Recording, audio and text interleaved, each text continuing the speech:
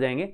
ये है क्वेश्चन जिसमें हमें सत्यापित करना है ये चीज, और समीकरण दे रखा है ये। हमें यही बोला है निम्नलिखित प्रश्नों में प्रत्येक के लिए सत्यापित करो कि दिया हुआ फलन जो है संगत अवकल समीकरण का हल है। ठीक है, वो तो ये समीकरण है, ये सत्यापित करना है।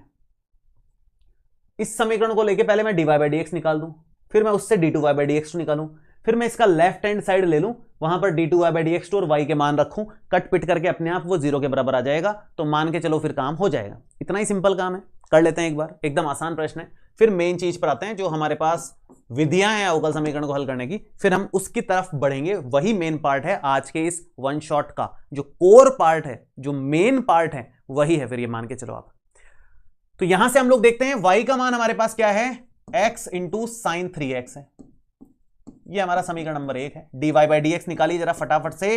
dy बाई डी एक्स का मान क्या आ जाएगा, u इंटू भी लगेगा, यहां पर दो लोग मल्टीप्लाई में दिख रहे हैं मेरे को, u इंटू भी लगाना ही पड़ेगा।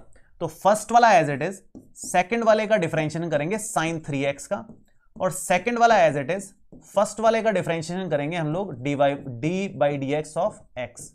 तो यहां से हम लोग अगर देखें तो ये x as it is sine 3x का हो जाएगा cos 3x, और डिफरेंशिएशन हमारे पास आ जाएगा 3x का, मतलब 3x का डिफरेंशिएशन करेंगे।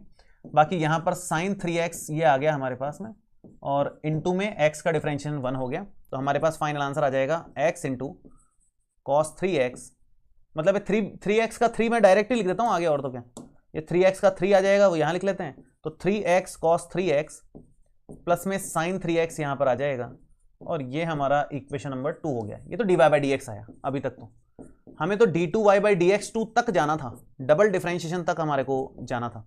तो डबल डिफरेंशिएशन का मतलब क्या हो जाएगा, यहां पर डबल डिफरेंशिएशन का मतलब हो जाएगा कि d2y बाई डी एक्स 2 हमारे पास हो जाएगा। यहां पर हम लोग u इंटू भी लगाएंगे, ये तो कांस्टेंट है, ये तो बाहर ही रहेगा, और ये नॉर्मल फलन है, तो ये 3 एज इट इज कांस्टेंट है। u इंटू भी यहां पर लगा दीजिए, फर्स्ट वाला एज इट इज है, डिफरेंशिएशन हम लोग करना है सेकंड वाले का, मतलब cos 3x का डिफरेंशिएशन करेंगे हम लोग। cos 3x as it is ले लिया हमने, डिफरेंशिएशन हम लोग करेंगे x का, और sin 3x का डिफरेंशिएशन तो 3 cos, मतलब पहले तो आप sin 3x को cos 3x लिखेंगे, और उसके बाद डिफरेंशिएशन करेंगे 3x का। ठीक है, चलिए जी, तो इसको मैं थोड़ा सा इधर खींच लूं क्या, जगह की कमी के चलते हुए थोड़ा इधर ले लेते हैं इसको, जगह थोड़ा सा मैनेज हो जाएगी, उधर अपन कुछ और कर लेंगे। या ऐसा करूँ कि सारा इधर खींच लो ना यार, ज़्यादा ठीक रहेगा। बहुत बढ़िया, उत्तम।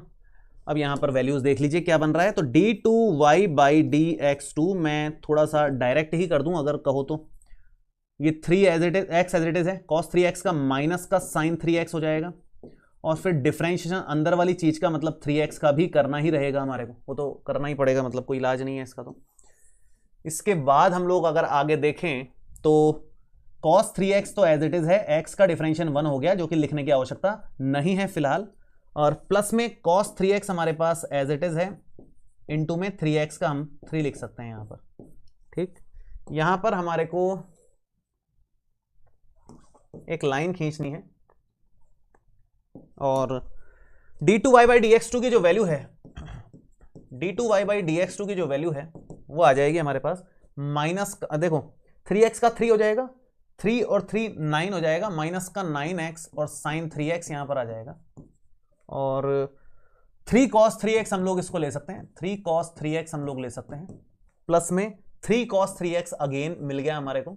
तो आप अगर ध्यान से देखें तो ये है माइनस का 9x साइन 3x, प्लस में इसको डायरेक्ट भी कर सकते हैं आप चाहो तो, हो रहा है ये डायरेक्ट भी, क्योंकि हम देख पा रहे हैं कि ये जो x इंटू साइन 3x है उसका मान क्या है हमारे पास, y के बराबर है। x इंटू साइन 3x दिख रहा है यहां पर आप लोग, और यहां भी दिख रहा है x इंटू साइन 3x। इसकी जगह सीधा हम लोग क्या लिख सकते हैं, y लिख दें। तो यहां समीकरण नंबर 1 से अगर मैं इसको डायरेक्ट y लिख देता हूं तो काम ही हो जाएगा हमारा, खत्म ही हो जाएगा, केस ही क्लोज हो जाएगा। तो माइनस का 9y तो ये हो जाएगा, और 3 और 3 6 cos 3x ये आ जाएगा।